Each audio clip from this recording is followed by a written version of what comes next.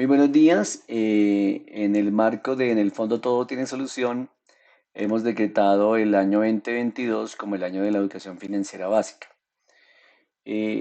Siempre que hacemos la introducción hablamos de que no entender la ley de la gravedad no nos impide darnos cuenta o saber que si nos caemos así sea de nuestra propia altura nos va a afectar. Así pasa justamente con la economía. Entendámosla o no, nos va a afectar. Ahora mismo estamos con unas tasas de interés bastante altas y el fondo mantiene una tasa muy baja frente al mercado financiero. En cuanto a los tips financieros, pues hemos destacado algunos, que si vamos a hacer una inversión, la hagamos en algo que conozcamos. Las criptomonedas, por ejemplo, dice que tuvieron ya un descalabro para algunos inversores. Hay que tener un fondo de imprevistos, hay que ahorrar para la brecha de jubilación. La pensión en Colombia no va a ser el mismo ingreso salarial que se tiene al final de la vida laboral.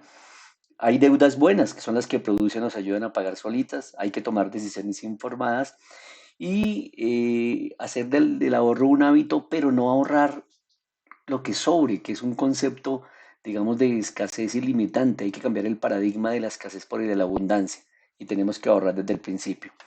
Vamos a entender rápidamente cómo se maneja algo que se llama buscar objetivo, que hace parte del análisis de hipótesis de los datos de Excel. Vamos a partir de un crédito de 9 millones a una tasa del 1% con un plazo de 12 meses. Le damos la fórmula en Excel, que es pago, nos aparece la tasa. Luego nos aparece el número de periodos, que sería la tasa, el, perdónenme, acá tasa, que es el 1%, el número de periodos que está en B4, eh, en B2 está el valor actual que es los 9 millones y el valor futuro del crédito es cero. Cuando le damos pago, aceptar, nos da 799. Nótese que sale con el signo contrario negativo al del préstamo, porque simplemente es para completar la tabla. Cuando determinamos esa tabla, entonces la cuota total va a ser de 799.000 durante los 12 meses, que es el plazo que se ha fijado. Luego vamos a mirar el capital y lo vamos a hacer mediante una fórmula que va a ser el saldo, o sea, acá inicialmente vamos a tener un saldo de 9 millones y el saldo va a ser 9 millones menos el capital. Los intereses son el saldo anterior multiplicado por el 1%. Eso lo hacemos, fijamos el interés y lo dejamos durante todo el periodo. Y el capital va a ser la diferencia entre la cuota menos los intereses. Vamos a colocarlo aquí y copiamos hacia abajo. Luego viene una cuota extra. Entonces, ¿qué hacemos? Encerramos en paréntesis por si hay por ahí una cuota extra en cualquiera de los periodos. Ahí queda construida la tabla de amortización para un crédito de 9 millones. Como la cuota que nos dio es de 799, vamos a asumir lo siguiente. Nos dicen, yo puedo pagar 1 millón. Como yo puedo pagar 1 millón, quiero que mi cuota sea los 12 meses de 1 millón.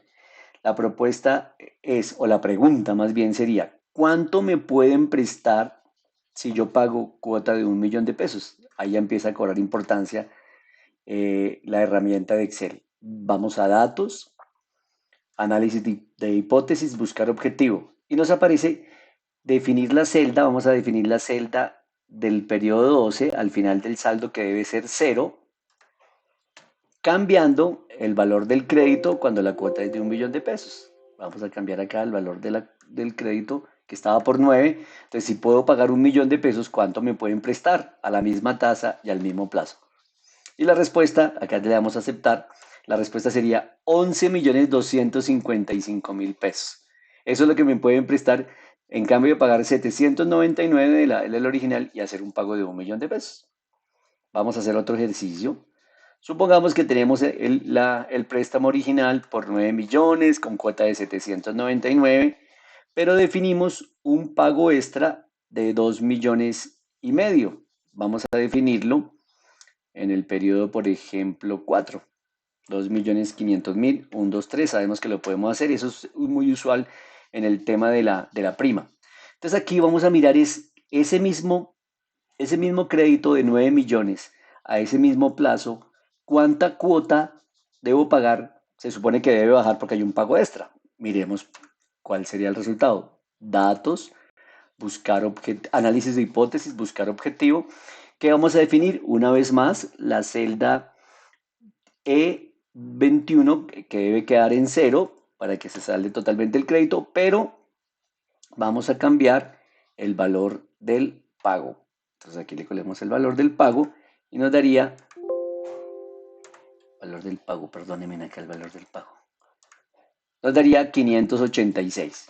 Entonces, ¿qué nos significa este resultado? Que el mismo crédito de 9 millones a la tasa del 1, al plazo del 12, pero haciendo un abono extra al final del periodo 4, mi cuota pasa de 799 a 586 mil pesos.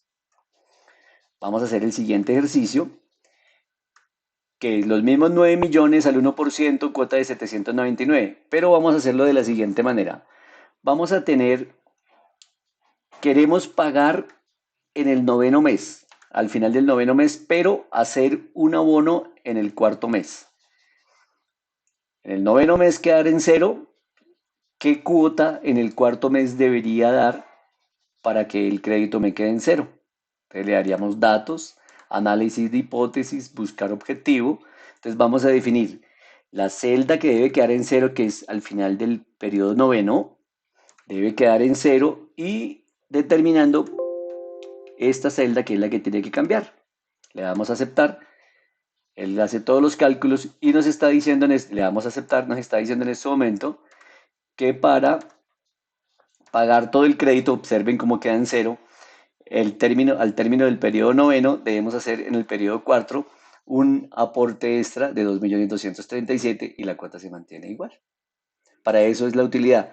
Recordemos, siempre los intereses deben disminuir, siempre hacer los créditos en tasa fija, siempre los intereses deben ser mucho, mucho más inferiores que el capital, porque si pagamos muchos intereses, primero nos sale muy caro y segundo nos vamos a bancarizar. No olviden suscribirse al canal de YouTube, denle un like, activen la campanita y nos vemos en www.fonfresenos.co. Hasta pronto.